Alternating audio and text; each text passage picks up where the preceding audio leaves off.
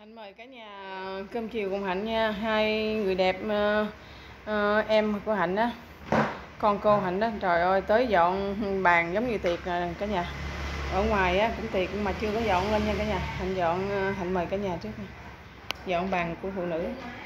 Hạnh mời cả nhà cơm chiều cùng Hạnh nha. Giờ 4 giờ rưỡi rồi cả nhà. Hạnh mời cả nhà lẩu.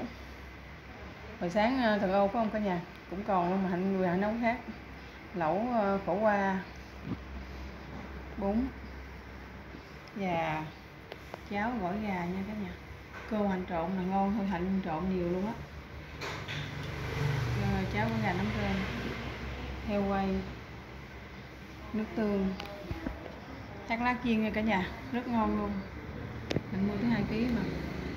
Rồi chả lụa.